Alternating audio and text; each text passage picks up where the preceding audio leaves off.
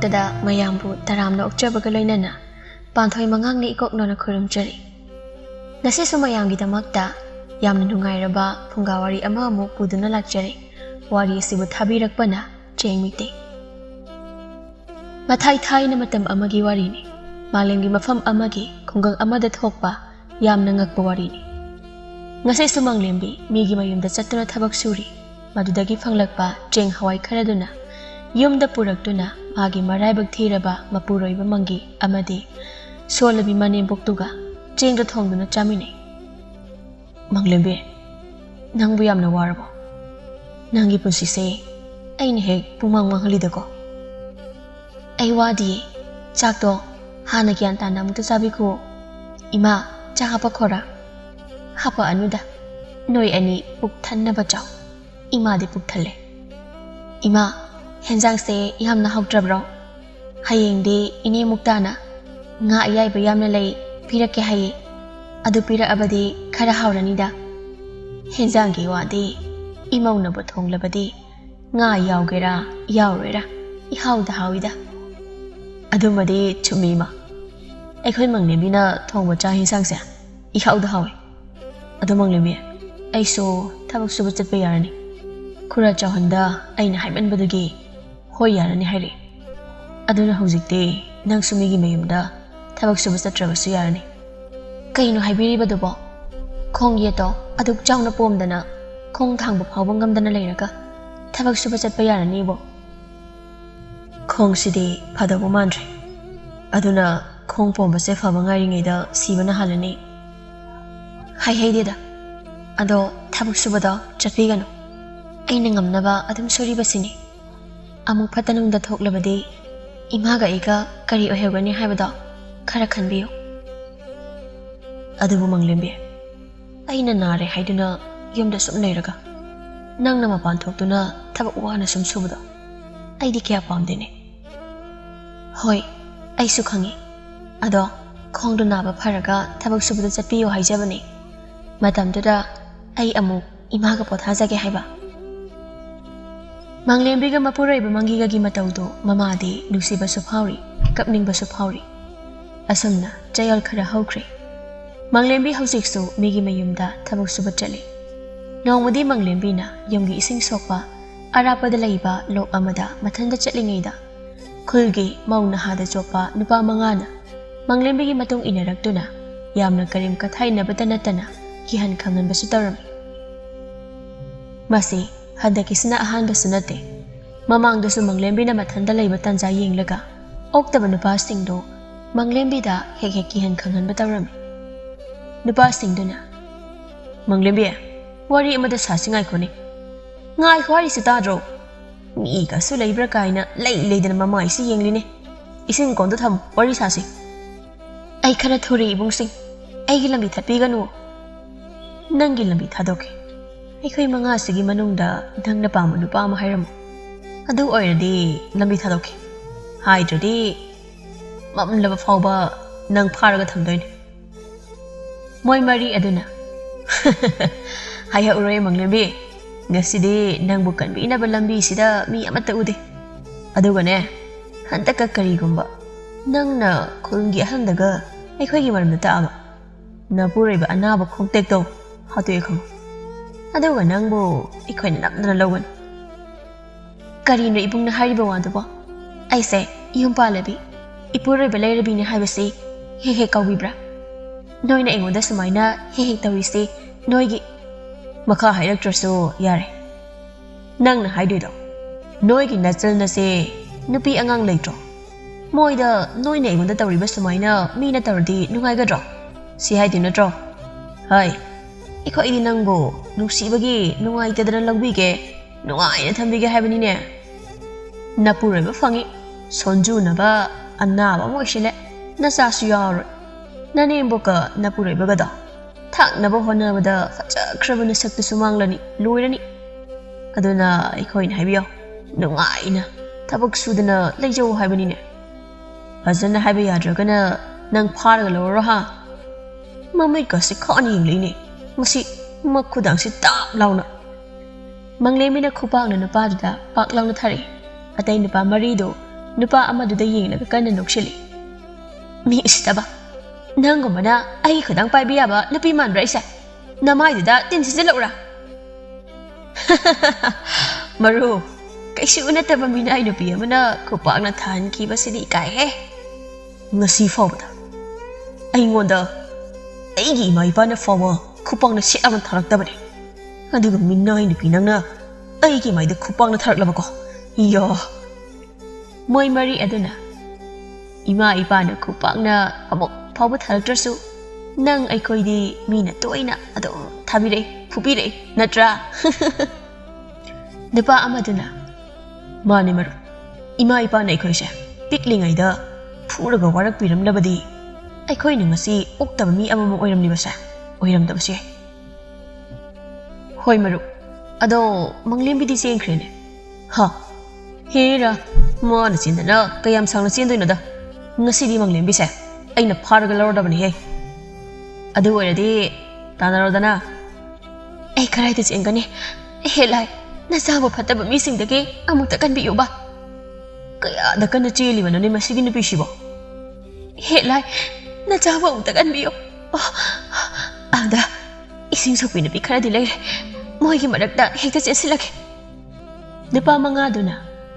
Masina kay dagi ising sopi na pising no mo. Ay ginupisi ako mali he. Ay di halagi.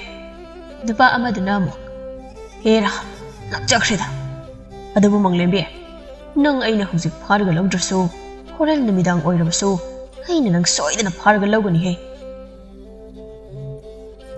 Hataba na pasing do chatnakre. Manglembi na pising do ga ising sokmi na do na karak lami. Ada bulay repakta yam na ngaukshin na ba lay na haamali. Ning thaw na mabufa na ba lay gilani mayam amana tanarak pada. Lay na ha do na. Malem da kumtharak do na angang macha amagi saktam on do na. Manglembi gi ising konda loto na yawrak lami. Lay ning thaw do na. Tawri siya yengune. Maana di ay na uramaroy. Kanglam maroy haidana. Malem asida kumthaduna. Maraibak thijarabi mawasigi singkon asida locheri. Phai phai. Matam khara malem asida ma thamlaga yenglage. Adubu aigi lani singse. Maabu fanaba tanari haibasimade khanganige he. Natrabadi maagi lamhenbado. Taibung miyoy maraktasu amuk tawrakani. Laina ha aduna. Nungai kreda. Ingkraba isingkon manung asida tumbaside. Ngasigi sumayna sum thanglaga pumiyadi phanida. Kaidawrage manglembi nangbu nasaka ngamdabro. Ngasidi wasu ngangde noksu nokte. Nupi amana amu hari. Manglembi se wamandana nokpoga kawramanida. Ay haizawadi ne manglembi nasasu naha oiri. Nasak na tawsu phajay. Angangsu yawdobo mandre. Aduna napurayba anabaduga. Nanebo asonbiduga gi seba torga. Punsi supawaraga sumlaydoy sharukpudi. Nungaye phaba nupa ama yenglaga kok he chanthoko sini. Nupi thiba nupa oirabasu kaide. Nungbu nungayradi. Isi mayam. Ay khara thuna chatlamage. Ngai khon he. Ihe. Magi phanaba wabu hek hairaba. Ma adum chen khini. Pangida ko manglembi nangse. Ay khoy na somda kay sutaw daba ipuray badu phawba pamlaktra kansida. Mana soynaiba nupi thakwa ngamdaba nupa asida. Adum ningduna layri. Manglembi ngai khone he. Puna sasine. Nang waba na loyrani ne. Mau singduna manglembi gi wari sanariba singdo laina ha aduna loyna tarami. Nupi singsna haishina de. Ay buthangduna puriba nupi asidi. Mawa mapurayba ningbi afava nupi oyane. Aduso masa yawjidaba. Adu oirabadi aisha. Angang saraga nupi asigi manakta fana kuina. Ima hairaga lotuna layba yarine. Hoida. Miyoyba marakta laybasi nungai pra amu yenge. Tumbu tumninge tumthokeda. Ay khara thore ije. Kaidarjana manglembi sina amuk leptuna laikrisina. Fattaba nupa asidi hauzik phawba ay ngairaga layriba oire. Moy mariduna karayda laikraba. Ay ngisidi iyumda khara thuna handaba yandi. Ngasidi manglembi se koi shen chenaraga phardabani. Manglembi na ngamra ay na ngamra yangi. Manggigi mamana. Ibungo, nangbu imung di hipla galayu dana, nakong da supo amba zauba, sum hegalak pagum na tawine. Ima, manglimbi do, ising sopa sa kiba do, panadi kuiri. Hausik pawba karak driba sibu, kay daw ba yarma zanune. Ising sopam do, lapanina, wadana, watadana laikraba zala. Ay thonggal pawba da thoklaga yengluge. Nang imung da sanglo ko. Kana no ne. Nupa mari ay khoy da sangla iba sina. Asidi ay gi imong manglimbi da karan taba. Fattaba laikay gi mau uba yadaba mi singdani ne. Kay gi na moy nang ay khoy da sangla ise. Ima, ay gi thangdo lukum da lay hawbane. Kathuna law thoro. Nupa mari duna. Dap tawrano da mangi. Ay khoy na la ise. Wa amata na gina la ibane. Nang na nakong ipom kay sibra su sida natulong ay na thambra su thamda karino nang daw sibo ay koy bhab amay tata ni kay na thoklo su yadi masida manglim bisina iwa ipure baning liban ena wa ama haibada su ya da mangi nang wakhal lamadi khalu he noi se ay koy bulai re kana leijade no isitribra Hauzik khul daklaga warak halura noi Maria. Tumin na layuda hanubi. Noi bu mamang dasu khul daktai ne. Kashi tawba ngam khidaba natro. Hauzik ta asu kam tawba ngam loi ni hanubi. Ima thang bu thoro habane. Ai shi asu shishan. Moi mari sida amadi thang ni yalaga halauge. Ai khoi jalage hanubi. Thang do law thoran. Horel thamba changba wa na ban. Ado bu ngasidi manglem bido. Yum da halakani haiba thaja debo. Tawan gi mamai de khupang na tharubagi manglem bidi wa makha daning dre la sala se nupa amana amo ngasi de tawan sa dasa tahan gi aduga manglem bisu lahon gi khangni amana amo ado aikoi marup tawan dubu manglem bi fani lum hori budubu pharamadrale ahom duna pharamani da aikoi marup tawan na phani na khanki basai Adam 파르다버네. 마시기 사키부 마는 ngasi fawba mingondagi yen nganu pharaga purakhiba singdo aikhoina chakiba mayamduna sakhini amana hari wathi ware manglembi desida laisidi thawanbo manglembi phani lumhobudo ngamdraboire aikhoina di anaba mangigi mama machada tapkadawduna ki halamnaga moi mari sina sida kai gileram libano Manglembia, nang di game tau dabi yom da halena. Ay khoy marup tawan ga thengna traba mali ni. Si yaw di tawan da kar sidara si. Manggi, imaw manglembi di yom da halena. Ima di kaya da pakalurino. Moy mari la amba duna hayram ba wadu da. Asing bro ima. Hegi manglembi bu hale heba. Ima di thungal da kana ngay ramino. Aduga Fattaba moy mari sina sida kay daw bala amino ima. Masigin lamsi sigada ba moy mari sina. Iyom sida laaga kana ba hawram libanida. Moy na imaw bo iyom da hala aray kay na haijindana. Ado nang bu tawan hari ba oktaba no pa duda kupak na katharu bro. Hoy ima madugi na pa daw yam na fattaba na pa ni. Manglembi na pa utam na tamna makok tahap na purak liba magi ising kondo ato pa ising kol amada haijingena.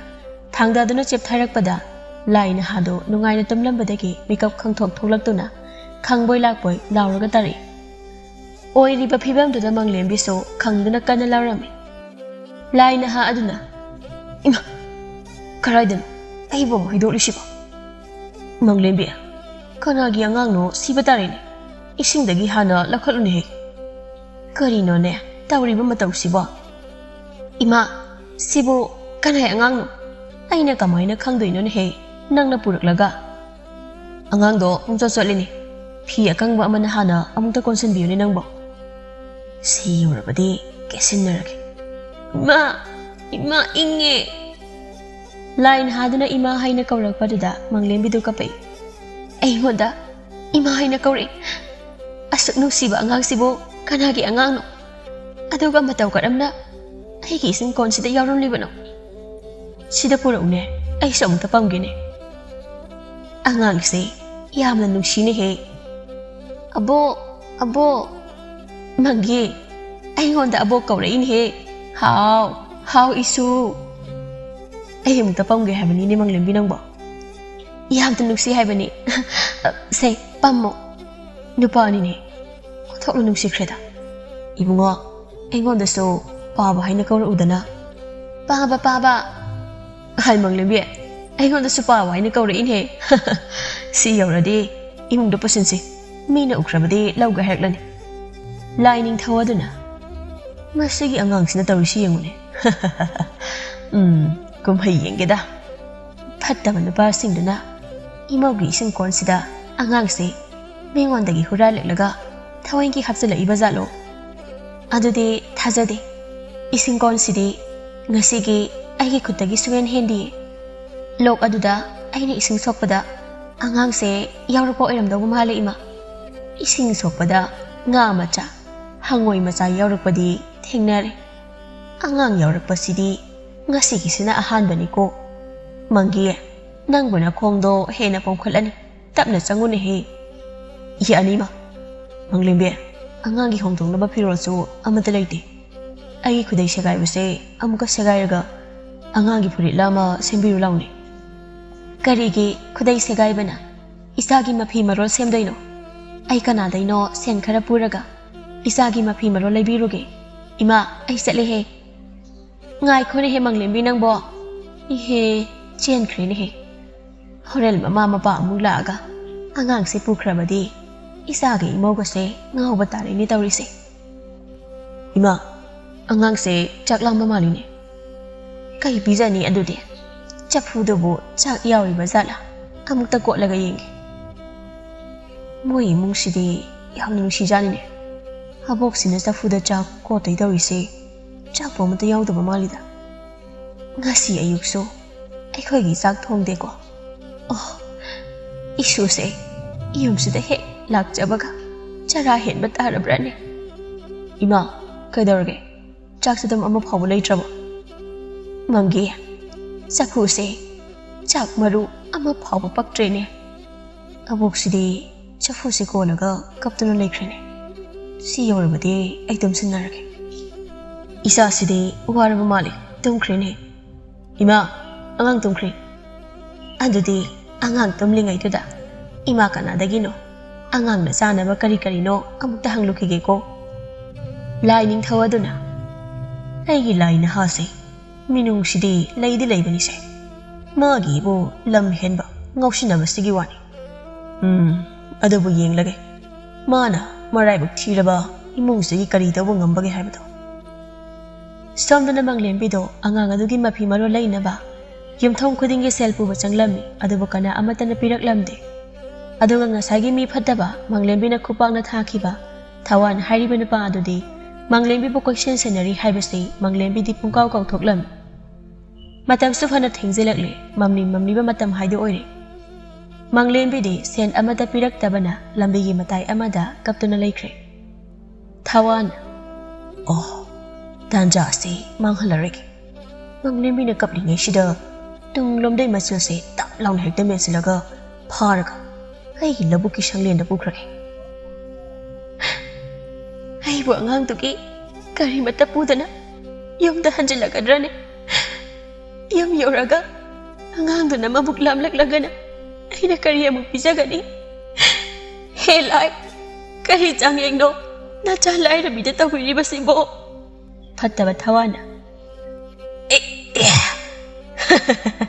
kangranang nasil se kanna mechalaga labuk se shamlaga hekta purage da lining thawna nangna aduda tumduna leirabra shomdana nangbu kanduna pubirakpi marai bak thirabi nama ase phattaba mina pharaga pukre kanana hujikida aidi tamthawredana moi ani de karai de lekre ima manglembi do mamlaba phawu yumda halakji sibo kaidaro jano ima tholaga yengluge nang angangi manakta leiramu mina ka phattabane imaudo lambi lamkhangda phattanamda amuk thoklamdana ne angangi manakta leiramu ko ima khara thuna amta chalo angang do hawalaba jala hawalagana kari amuk bijagane ai amukta marai bak thirabi nupi do thiruge adudi ꯃꯈꯣꯡ ꯅꯥꯕ ꯑꯍꯜꯁꯤ ꯉꯥꯏꯍꯥꯛ ꯋꯥꯟꯊꯍꯜꯂꯒ ꯊꯅꯝꯂꯒꯦ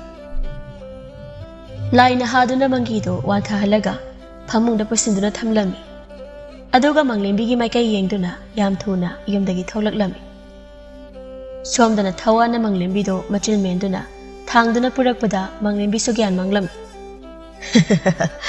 ꯀꯅꯥꯅ ꯑꯩꯒꯤ ꯈꯨꯠꯇꯒꯤ ꯃꯪꯂꯦꯝꯕꯤꯁꯦ ꯀꯟꯕ ꯉꯝꯕ꯭ꯔꯥ ꯌꯦꯡꯒꯦꯕ ꯉꯁꯤꯗꯩꯗꯤ ꯃꯪꯂꯦꯝꯕꯤꯁꯦ ꯑꯩꯒꯤ ꯑꯣꯏꯔꯦꯗꯅ ꯑꯩꯒꯤ ꯅꯨꯄꯤ ꯑꯍꯜ ꯁꯛꯊꯤꯕꯤ ꯏꯁꯧ ꯂꯥꯡꯕꯤꯗꯣ ꯍꯧꯖꯤꯛꯇꯤ ꯃꯪꯂꯦꯝꯕꯤ ꯂꯥꯛꯑꯕꯅꯤꯅ ꯇꯥꯟꯊꯣꯛꯈꯤꯕ ꯌꯥꯔꯦ ꯃꯥꯏꯀꯩ ꯁꯣꯝꯗ ꯐꯥꯔꯒ ꯄꯨꯈ꯭ꯔꯦ ꯁꯤ ꯑꯣꯏꯔꯕꯗꯤ ꯄꯥꯏꯔꯒ ꯌꯦꯡꯂꯒꯦ ꯑꯦ ꯐꯠꯇꯕ ꯅꯨꯄꯥ ꯍꯥꯏꯔꯤꯁꯤ ꯑꯥꯗ ꯑꯩꯒꯤ ꯏꯃꯥ ꯑꯣꯏꯒꯦꯅ ꯈꯜꯂꯤꯕ ꯅꯨꯄꯤꯁꯦ ꯊꯥꯡꯂꯒ ꯄꯨꯔꯤꯕ ꯅꯨꯄꯥꯁꯦ ꯑꯣꯏꯔꯦ ꯀꯩꯅꯣ ꯑꯩꯒꯤ ꯇꯨꯡꯗ ꯃꯤ ꯑꯃ ꯁꯨꯝ ꯏꯟꯅꯔꯛꯄꯒꯨꯝ ꯇꯧꯕ ꯃꯥꯜꯂꯤꯗ ꯍꯦ ꯀꯅꯥꯅꯣ ꯀꯤꯗꯅꯒꯁꯨ ꯇꯧꯔꯤ ꯃꯥꯜꯂꯤꯅꯤ ꯉꯥꯏꯍꯥꯛꯄꯨ ꯁꯥꯟꯅꯈꯤꯒꯦꯅꯦ ꯏꯃꯥ ꯀꯩꯅꯣ ꯍꯧꯖꯤꯛꯀꯤ ꯑꯩꯒꯤ ꯃꯥꯡꯗ ꯁꯝꯂꯒ ꯆꯦꯟꯈꯤꯕ ꯑꯉꯥꯡ ꯃꯆꯥ ꯃꯥꯟꯕꯗꯨꯕꯨ ꯀꯔꯤꯅꯣ ꯍꯧꯖꯤꯛꯀꯤꯗꯨꯅ ꯀꯔꯤ ꯑꯩꯉꯣꯟꯗꯒꯤ ꯍꯦꯟꯅ ꯋꯥꯡꯕ ꯃꯤ ꯑꯃꯃꯨꯛ ꯆꯠꯈ꯭ꯔꯤꯗꯨꯅ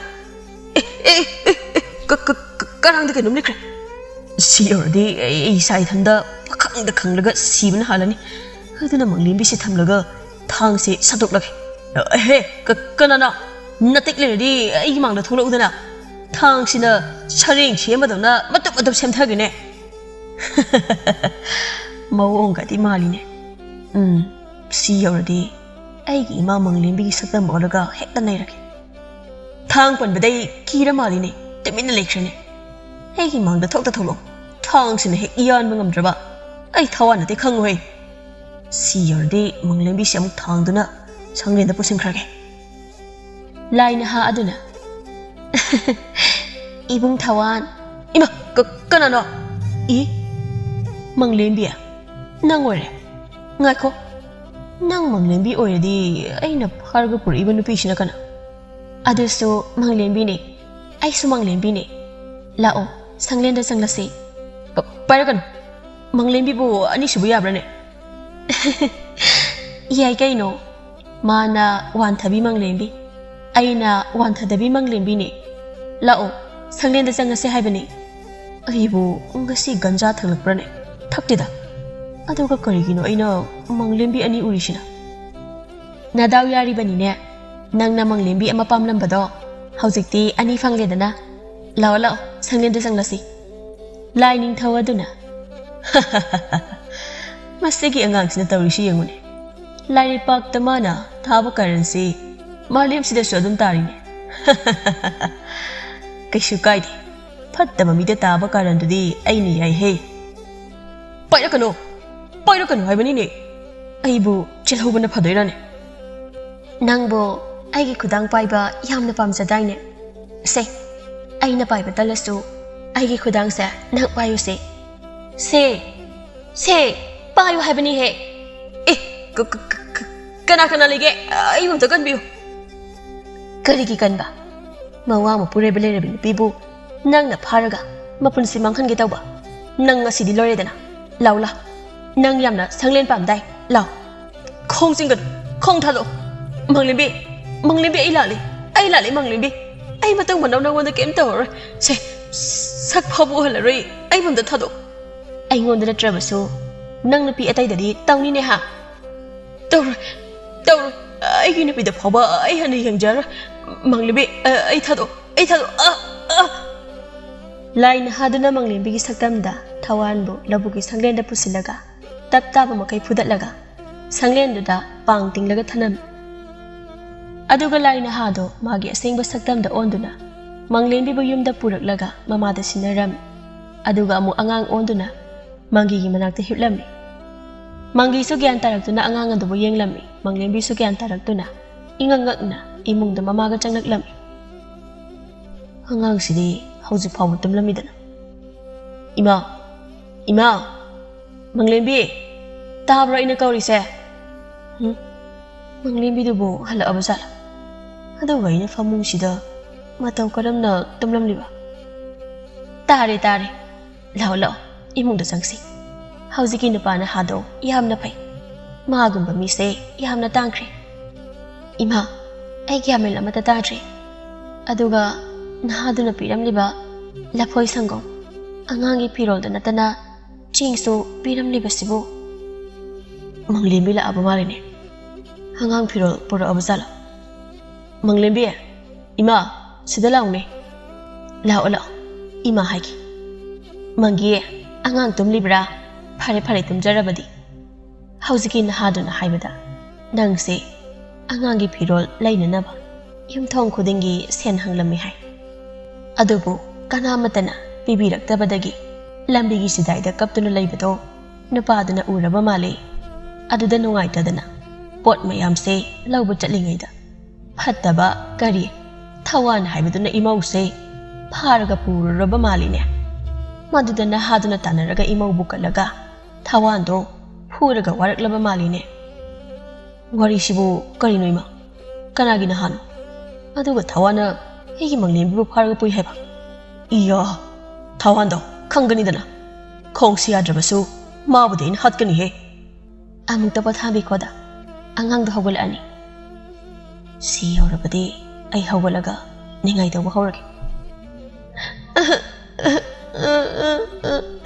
ꯏꯃꯥ ꯏꯃꯥ ꯑꯉꯥꯡ ꯍꯧꯔꯤ ꯃꯣꯏ ꯃꯄꯥ ꯃꯃꯥ ꯑꯗꯨꯅ ꯑꯣꯟꯊꯣꯛꯅ ꯊꯨꯈ꯭ꯔꯦꯗ ꯃꯣꯏ ꯃꯄꯥꯁꯦ 이까이크레다 이마기 마망다 아두고 모이 마빠 까이나 거울පසි디 코옹가 나바세 칸파 파부금 다위 ꯅꯪ ꯑꯃꯨꯛꯇ ꯄꯝꯂꯒ ꯊꯦꯝꯃꯨꯅꯦ ꯑꯩꯗꯤ ꯍꯩꯇ꯭ꯔꯦꯅꯦ ꯍꯣꯏ ꯍꯣꯏ ꯂꯥꯛꯑꯣ ꯂꯥꯛꯑꯣ ꯏꯆꯥ ꯀꯞꯄ ꯌꯥꯗꯦꯀꯣ ꯑꯐꯥꯕ ꯃꯤ ꯐꯠꯇꯕ ꯌꯥꯝꯅ ꯂꯩꯀꯣ ꯁꯦꯁꯦ ꯁꯪꯒꯣꯝꯁꯦ ꯍꯥꯟꯅ ꯑꯃꯨꯛꯇ ꯄꯤꯊꯛꯎ ꯃꯕꯨꯛ ꯂꯥꯝꯕꯅ ꯂꯣꯏꯔꯝꯃꯅꯤ ꯏꯃꯥ ꯆꯥꯛ ꯊꯣꯡꯂꯛꯂꯒꯦꯀꯣ ꯍꯣꯏ ꯏꯃꯥ ꯃꯣꯏ ꯃꯄꯥ ꯑꯉꯥꯡꯁꯦ ꯀꯌꯥꯗ ꯀꯦꯔꯤꯕꯅꯣ ꯌꯦꯡꯉꯨꯅꯦ ꯑꯁꯨꯛ ꯐꯕ ꯏꯃꯨꯡꯁꯦ ꯂꯥꯏꯔꯩꯕꯥꯛꯇ ꯑꯃꯠꯇ ꯍꯦꯛ ꯂꯩꯇꯦꯗ 이마 ꯐꯪꯉꯤ ꯂꯥꯏ ꯅꯤꯡꯊꯧꯒꯤ ꯖꯒꯣꯏ ꯁꯥꯅꯕ ꯍꯣꯠꯅꯔꯤꯉꯩꯗ ꯃꯆꯥ ꯑꯩꯁꯦ ꯂꯨꯅ ꯇꯧꯕ ꯁꯪꯖꯗ꯭ꯔꯕꯅꯤꯗꯣ ꯏꯄꯥ ꯐꯪꯉꯤ ꯃꯤꯒꯤ ꯅꯨꯄꯤ ꯂꯥꯏꯔꯦꯝꯕꯤ ꯖꯒꯣꯏ ꯁꯥꯕꯤꯁꯤꯡꯗ ꯉꯥꯎꯔꯤꯉꯩꯗ ꯃꯆꯥ ꯑꯩꯁꯦ ꯁꯦꯟꯅꯅꯤ ꯈꯪꯈꯤꯗ꯭ꯔꯕꯅꯤ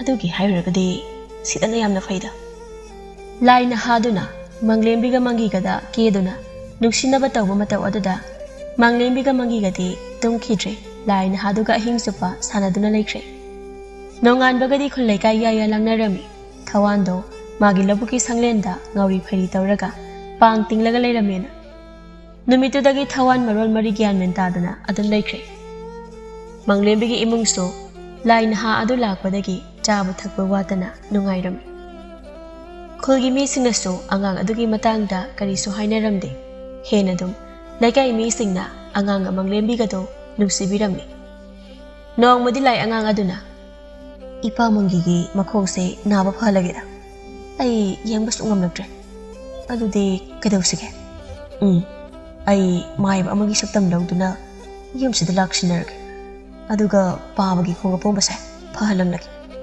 ꯑꯩ ꯇꯨꯝꯁꯤꯟꯅꯔꯒꯦ ꯑꯗꯨꯒ ꯃꯥꯏꯕ ꯁꯥꯗꯨꯅ ꯂꯥꯛꯂꯒꯦ ꯐꯠꯇꯕ ꯅꯨꯄꯥ ꯃꯔꯤ ꯑꯗꯨꯅ ꯑꯩꯈꯣꯏꯒꯤ ꯃꯔꯨꯞ ꯊꯋꯥꯟꯁꯤꯅ ꯉꯥꯎꯔꯤ ꯐꯩꯔꯤ ꯇꯧꯔꯒ ꯂꯩꯈ꯭ꯔꯦ ꯑꯗꯨꯒ ꯃꯪꯂꯦꯝꯕꯤꯒꯤ ꯃꯇꯩ ꯃꯅꯥꯎꯁꯤꯅ ꯑꯉꯥꯡ ꯑꯃ ꯌꯣꯛꯂꯒ ꯅꯨꯡꯉꯥꯏꯅ ꯂꯩꯔꯤꯁꯤꯕꯨ ꯃꯁꯤꯕꯨ ꯀꯃꯥꯏꯅ ꯇꯧꯔꯤꯖꯥꯠꯅꯣ ꯍꯣꯏꯅꯦ ꯑꯗꯣ ꯑꯩꯈꯣꯏ ꯃꯔꯨꯞ ꯊꯋꯥꯟꯁꯦ ꯀꯅꯥꯅ ꯑꯁꯨꯛ ꯊꯤꯅ ꯁꯣꯅꯣ ꯆꯨꯀꯩ ꯐꯨꯕꯤꯔꯝꯃꯤꯅꯣ ꯁꯤꯅꯤ ꯑꯃꯅ ꯑꯃꯨꯛ ꯑꯗꯨ ꯋꯥꯗꯣ ꯇꯣꯛꯈ꯭ꯔꯣꯗ ꯑꯩꯗꯤ ꯃꯪꯂꯦꯝꯕꯤꯅ ꯃꯁꯛ ꯃꯇꯧ ꯅꯣꯡꯃ ꯅꯣꯡꯃꯒꯤ ꯁꯨꯝ ꯐꯖꯈꯠꯂꯛꯄꯁꯤꯗ ꯑꯩꯗꯤ ꯇꯨꯝꯕ ꯆꯥꯕꯒ ꯈꯪꯗ꯭ꯔꯦꯍꯦ ꯃꯣꯏ ꯑꯍꯨꯝ ꯑꯗꯨꯅ ꯑꯗꯨꯃꯗꯤ ꯆꯨꯝꯃꯤꯍꯦ ꯃꯪꯂꯦꯝꯕꯤꯒꯤ ꯃꯁꯛ ꯈꯨꯐꯖꯁꯤꯗꯤ ꯍꯥꯏ ꯀꯥꯟꯅꯗꯦ ꯑꯗꯣ ꯍꯧꯖꯤꯛꯇꯤ ꯊꯋꯥꯟꯁꯦ ꯉꯥꯎꯔꯕꯅꯤꯅ ꯑꯩꯈꯣꯏꯅ ꯃꯪꯂꯦꯝꯕꯤꯁꯤ ꯐꯥꯕꯗꯤ ꯀꯩ ꯀꯥꯏ ꯑꯗꯨ ꯌꯥꯏꯅꯦ ꯑꯩꯈꯣꯏ ꯃꯔꯨꯞ ꯊꯋꯥꯟꯁꯤ ꯌꯦꯡꯉꯨꯅꯦ ꯃꯁꯝ ꯃꯅꯥ ꯏꯐꯥ ꯐꯥꯒꯩ ꯆꯠꯂꯤꯁꯦ ꯊꯋꯥꯟ ꯊꯋꯥꯟ ꯊꯋꯥꯟꯁꯦ ꯐꯖꯅ ꯉꯥꯎꯔꯤꯅꯤ ꯃꯪꯂꯦꯝꯕꯤ ꯑꯅꯤꯁꯤ ꯑꯃꯅ ꯋꯥꯟꯊꯕꯤ ꯑꯃꯅ ꯋꯥꯟꯊꯗꯕꯤ ꯑꯅꯤꯁꯤ ꯃꯪꯂꯦꯝꯕꯤ ꯑꯅꯤꯁꯤ ꯃꯣꯏ ꯃꯔꯤ ꯑꯗꯨꯅ ꯃꯥꯏ ꯈꯨꯡꯉꯥꯎꯁꯦ ꯑꯇꯩꯒꯤ ꯈꯨꯡꯉꯥꯎꯒ ꯃꯥꯟꯅꯗꯦꯅꯦ ꯑꯃꯅ ꯃꯥꯅ ꯃꯪꯂꯦꯝꯕꯤꯁꯦ ꯄꯥꯝꯃꯟꯗꯅ ꯃꯥꯏ ꯃꯃꯤꯠꯇ ꯑꯅꯤ ꯑꯣꯏꯅ ꯎꯕꯅꯤꯅꯦ ꯍꯥꯏ ꯊꯋꯥꯟ ꯁꯤꯗ ꯂꯥꯎꯅꯤ ꯅꯪꯕꯣ ꯑꯩꯈꯣꯏ ꯃꯔꯤꯁꯦ ꯀꯅꯥꯅꯣ ꯈꯪꯂꯤꯕꯣ ꯀꯌꯥꯗ ꯃꯨꯟꯅ ꯌꯦꯡꯂꯤꯅꯣꯅꯦ ꯃꯪꯂꯦꯝꯕꯤꯅ ꯈꯨꯄꯥꯛꯅ ꯊꯥꯔꯝꯕꯗꯩ ꯉꯥꯎꯕꯁꯨ ꯃꯥꯟꯁꯤꯜꯂꯛꯑꯦꯅꯦ ꯈꯪꯉꯦ ꯈꯪꯉꯦ ꯅꯣꯏ ꯃꯔꯤꯁꯨ ꯑꯩꯒꯨꯝꯕ ꯐꯠꯇꯕ ꯃꯤꯅꯦ ꯅꯣꯏ ꯃꯔꯤꯒꯤꯁꯨ ꯃꯇꯝ ꯂꯥꯛꯀꯅꯤ ꯑꯩꯒꯨꯝꯅ ꯉꯥꯎꯕꯒꯤ ꯃꯇꯝ ꯃꯪꯂꯦꯝꯕꯤ ꯑꯅꯤꯁꯨ ꯑꯃꯗꯤ ꯌꯥꯝꯅ ꯁꯥꯊꯤ ꯑꯃꯗꯤ ꯌꯥꯝ ꯐꯩ ꯅꯣꯏ ꯃꯔꯤꯁꯨ ꯑꯩꯒꯨꯝꯕ ꯂꯩꯀꯥꯏ ꯅꯨꯄꯤꯗ ꯆꯣꯞꯄ ꯐꯠꯇꯕ ꯃꯤꯅꯦ ꯃꯣꯏ ꯃꯔꯤ ꯑꯗꯨꯅ ꯀꯩꯅꯣ ꯃꯥꯅ ꯑꯁꯨꯃꯥꯏꯅ ꯑꯩꯈꯣꯏ ꯃꯔꯤꯒꯤ ꯃꯔꯝꯗ ꯂꯥꯎꯔꯒ ꯆꯠꯈ꯭ꯔꯤꯁꯤꯅ ꯊꯋꯥꯟ ꯑꯦ ꯀꯅꯥꯅꯣ ꯃꯪꯂꯦꯝꯕꯤ ꯈꯣꯏꯒꯤ ꯊꯣꯛꯂꯛꯏꯕ ꯃꯥꯏꯕꯁꯦ ꯂꯥꯎ ꯃꯁꯤ ꯐꯥꯔꯒ ꯃꯪꯂꯦꯝꯕꯤꯒꯤ ꯃꯔꯝꯗ ꯀꯔꯤ ꯈꯪꯉꯦꯅ ꯍꯪꯁꯤ ꯊꯋꯥꯟꯅ ꯅꯣꯏ ꯃꯔꯤꯒꯤ ꯃꯇꯝ ꯌꯧꯔꯦꯍꯦ ꯍꯌꯦꯡꯗꯩ ꯑꯩꯈꯣꯏ ꯑꯃꯨꯛ ꯄꯨꯟꯅ ꯉꯥꯎꯃꯤꯟꯅꯔꯁꯤꯀꯣ ꯃꯪꯂꯦꯝꯕꯤ ꯑꯅꯤꯁꯨ ꯃꯣꯏ ꯃꯔꯤ ꯑꯗꯨꯅ ꯍꯦ ꯃꯥꯏꯕ ꯁꯤꯗ ꯂꯥꯎ ꯋꯥ ꯍꯪꯒꯦ ꯂꯥꯏ ꯅꯍꯥ ꯑꯗꯨꯅ ꯃꯣꯏꯁꯤꯁꯨ ꯑꯩꯒꯤ ꯑꯕꯣꯛꯀ ꯏꯃꯥꯒꯅ ꯍꯥꯏꯕ ꯃꯤ ꯃꯔꯤ ꯍꯥꯏꯕꯗꯨ ꯑꯣꯏꯕ ꯇꯥꯏ ꯅꯣꯏ ꯃꯔꯤꯁꯨ ꯉꯁꯤꯗꯤ ꯒ꯭ꯌꯥꯟ ꯇꯥꯍꯟꯕ ꯇꯥꯔꯦꯗꯅ ꯅꯪꯉꯣꯟꯗꯅꯤꯅꯦ ꯑꯩꯈꯣꯏꯅ ꯀꯧꯔꯤꯁꯦ ꯅꯪ ꯀꯥꯏꯗꯦ ꯃꯥꯏꯕꯅꯣ ꯀꯔꯤꯒꯤ ꯑꯁꯤꯒꯤ ꯌꯨꯝꯁꯤꯗ ꯆꯪꯂꯨꯏꯅꯣ ꯂꯥꯏ ꯅꯤꯡꯊꯧ ꯑꯗꯨꯅ ꯑꯣ ꯃꯣꯏ ꯃꯔꯤꯁꯤꯁꯨ ꯉꯁꯤꯗꯤ ꯅꯨꯃꯤꯠ ꯁꯨꯔꯕ ꯑꯣꯏꯔꯦꯗꯅ ꯂꯥꯏ ꯅꯍꯥ ꯑꯗꯨꯅ ꯃꯪꯂꯦꯝꯕꯤꯒ ꯑꯔꯣꯟꯕ ꯋꯥꯔꯤ ꯑꯃ ꯁꯥꯟꯅꯔꯨꯕꯅꯤꯗ ꯑꯗꯣ ꯀꯔꯤꯒꯤꯅꯣ ꯑꯩꯕꯨ ꯀꯧꯕꯕꯣ ꯅꯠꯇꯦ ꯅꯣꯏꯁꯨ ꯃꯪꯂꯦꯝꯕꯤꯒꯤ ꯑꯔꯣꯟꯕ ꯋꯥꯔꯤ ꯑꯃ ꯇꯥꯅꯤꯡꯕ꯭ꯔꯣ ꯇꯥꯔꯗꯤ ꯅꯣꯏꯗꯤ ꯌꯥꯝꯅ ꯀꯥꯟꯅꯅꯤꯍꯦ ꯍꯥ ꯑꯗꯨꯗꯤ ꯀꯔꯤ ꯋꯥꯔꯤꯅꯣ ꯇꯥꯅꯤꯡꯉꯤꯅꯦ ꯁꯤꯗꯗꯤ ꯋꯥꯔꯤꯁꯦ ꯅꯨꯡꯉꯥꯏꯔꯣꯏ ꯑꯆꯤꯛꯄ ꯃꯐꯝ ꯑꯃꯗ ꯆꯠꯁꯤ ꯌꯥꯏꯅꯦ ꯂꯥꯛꯑꯣꯅꯦ ꯃꯁꯤꯒꯤ ꯑꯃꯣꯏꯕꯁꯤꯗꯤ ꯑꯩꯈꯣꯏꯒꯨꯝꯕ ꯃꯤ ꯑꯣꯏꯔꯦ ꯅꯨꯡꯉꯥꯏꯅꯤ ꯅꯣꯏ ꯃꯔꯤꯕꯨꯗꯤ ꯂꯥꯏ ꯅꯍꯥꯗꯨꯅ ꯐꯠꯇꯕ ꯃꯣꯏ ꯃꯔꯤꯗꯣ ꯑꯆꯤꯛꯄ ꯆꯤꯡꯉꯥ ꯑꯃꯗ ꯄꯨꯔꯒ ꯊꯋꯥꯟꯗ ꯐꯨꯈꯤꯕ ꯀꯤꯍꯟꯈꯤꯕ ꯑꯗꯨꯃꯛ ꯇꯧꯔꯝꯃꯤ ꯅꯣꯡꯉꯥꯟꯕꯒꯗꯤ ꯈꯨꯜ ꯂꯩꯀꯥꯏ ꯄꯨꯝꯕ ꯌꯥꯌꯥ ꯑꯃꯨꯛ ꯂꯥꯎꯅꯔꯦ ꯃꯤꯁꯤꯡꯁꯨ ꯁꯥꯎꯕꯒꯤ ꯃꯍꯨꯠꯇ ꯍꯦꯟꯅ ꯑꯗꯨꯝ ꯍꯔꯥꯎꯅꯔꯝꯃꯤ ꯈꯨꯜꯒꯤ ꯑꯣꯛꯇꯕ ꯃꯤ 5 ꯂꯥꯏꯅ ꯋꯥꯔꯛꯄꯤꯔꯦ ꯍꯥꯏꯅ ꯑꯗꯨꯅ ꯍꯧꯖꯤꯛꯇꯤ ꯐꯠꯇꯕ ꯃꯣꯏ ꯃꯔꯤꯁꯨ ꯊꯋꯥꯟꯒꯨꯝꯅ ꯉꯥꯎꯗꯨꯅ ꯂꯝꯕꯤꯗ ꯀꯣꯏꯆꯠ ꯆꯠꯇꯨꯅ ꯑꯎꯕ ꯅꯨꯄꯤ ꯈꯨꯗꯤꯡꯒꯤ ꯂꯥꯜꯂꯦ ꯍꯥꯏꯅ ꯅꯣꯟꯊꯔꯒ ꯄꯪꯈꯣꯏꯗ ꯈꯣꯏꯔꯝꯂꯝꯃꯤ ꯂꯥꯏ ꯅꯤꯡꯊꯧ ꯑꯗꯨꯅ ꯑꯩꯒꯤ ꯂꯝ ꯍꯦꯟꯕ ꯂꯥꯏ ꯅꯍꯥꯁꯤ ꯐꯠꯇꯕꯗꯤ ꯅꯠꯇꯦ ꯃꯃꯥ ꯃꯄꯥꯅ ꯁꯦꯟꯅꯕ ꯈꯔ ꯋꯥꯠꯄꯒꯤ ꯂꯝ ꯍꯦꯟꯖꯕ ꯈꯛꯇꯅꯤ ꯑꯗꯨꯅ ꯃꯥꯕꯨ ꯑꯩꯅ ꯉꯁꯤꯗꯒꯤ ꯃꯅꯤꯡ ꯇꯝꯍꯜꯂꯒꯦ ꯂꯥꯏ ꯅꯍꯥ ꯑꯗꯨꯅ ꯍꯧꯖꯤꯛꯇꯤ ꯂꯥꯏꯔꯩꯕꯥꯛꯇꯒ ꯄꯥꯛ ꯆꯠꯂꯔꯣꯏꯒꯦꯗ ꯁꯤꯗ ꯑꯉꯥꯡ ꯁꯥꯔꯒ ꯏꯃꯥ ꯃꯪꯂꯦꯝꯕꯤꯒꯤ ꯃꯆꯥ ꯑꯣꯏꯅ ꯑꯗꯨꯝ ꯂꯩꯖꯔꯒꯦ ꯑꯁꯨꯝꯅ ꯂꯥꯏ ꯅꯍꯥ ꯑꯗꯨꯅ ꯃꯪꯂꯦꯝꯕꯤ ꯑꯃꯗꯤ ꯃꯪꯒꯤꯒꯤ ꯃꯆꯥ ꯁꯥꯗꯨꯅ ꯌꯥꯝ ꯅꯨꯡꯉꯥꯏꯅ ꯀꯦꯅ ꯂꯩꯔꯝꯃꯤ ꯑꯗꯨꯒ ꯃꯪꯂꯦꯝꯕꯤꯒ ꯃꯪꯒꯤꯒ ꯑꯃꯗꯤ ꯃꯃꯥꯗꯨꯒꯁꯨ ꯌꯥꯝ ꯅꯨꯡꯉꯥꯏꯅ ꯑꯉꯥꯡ ꯑꯗꯨꯒꯤ ꯃꯪꯂꯥꯟꯗ ꯅꯨꯡꯉꯥꯏꯅ ꯂꯩꯈꯤꯔꯝꯃꯤ